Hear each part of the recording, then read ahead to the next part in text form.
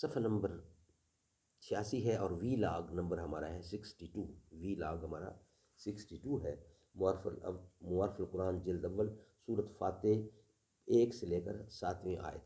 اس کے بیچ میں ڈسکشن ہو رہی ہے اور تفسیر آپ کے سامنے پیش کی جا رہی ہے. ناظرین، کتاب کا نام ہے موارف القرآن، تفسیر، ترجمہ اور تشریح ہے. جلد اول سورۃ فاتح سے لے کر سورۃ بقرہ تک کا ہمارا ٹاپک ہے مین. پارہ اول سے لے کر پارہ سوم تیسرا پارہ اور رکوع ہیں 8. رائٹر اس کتاب کے مفتی اعظم پاکستان حضرت مولانا مفتی محمد شفیع صاحب رحمۃ اللہ علیہ. اعوذ باللہ السمیع العلیم من الشیطان الرجیم. بسم اللہ الرحمن الرحیم. الحمد للہ وکفی وسلام علی عبادہ الذین اصطفی. صفحہ نمبر 86 وی لاگ نمبر 62.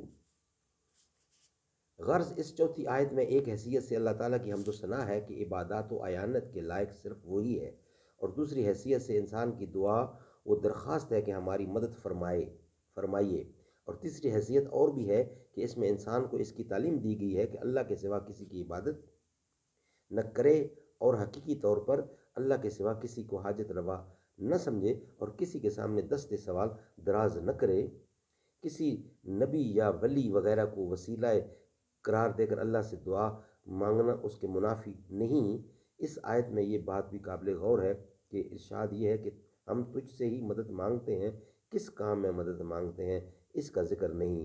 جمہور مفسرین نے لکھا ہے کہ اس کا ذکر نہ کرنے میں عموم کی طرف اشارہ ہے کہ ہم اپنی عبادت اور ہر دینی و دنوی کام اور ہر مقصد میں صرف آپ ہی کی مدد چاہتے ہیں.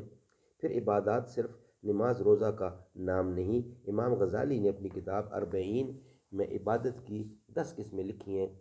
نماز، زکوٰۃ، روزہ، حج، تلاوت قرآن، ہر حالت میں اللہ کا ذکر کرنا، حلال روزی کے لیے کوشش کرنا، پڑوسی اور ساتھی کے حقوق ادا کرنا، لوگوں کو نیک کاموں کا حکم کرنا اور برے کاموں سے منع کرنا، رسول اللہ کی سنت کا اتباع کرنا.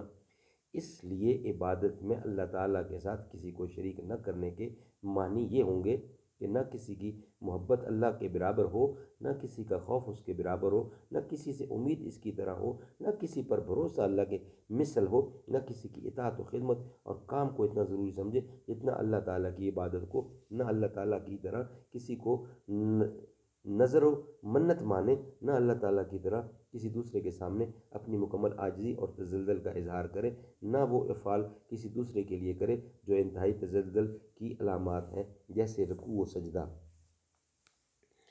آخری 3 آیتیں جن میں انسان کی دعا و درخواست کا مضمون ہے اور ایک خاص دعا کی تلقین ہے، وہ یہ ہیں: اہدنا الصراط المستقیم صراط الذین انعمت علیہم غیر المغضوب علیہم ولا الضالین.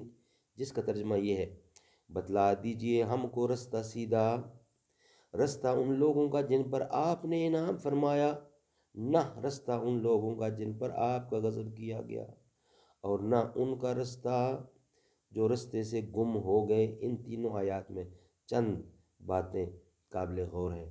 انشاءاللہ اس کا اظہار نیکسٹ وی لاگ میں آپ کی خدمت میں پیش کیا جائے گا. یہ جو وی لاگ چل رہا تھا یہ تھا وی لاگ نمبر 62 اور صفحہ تھا 86. السلام علیکم.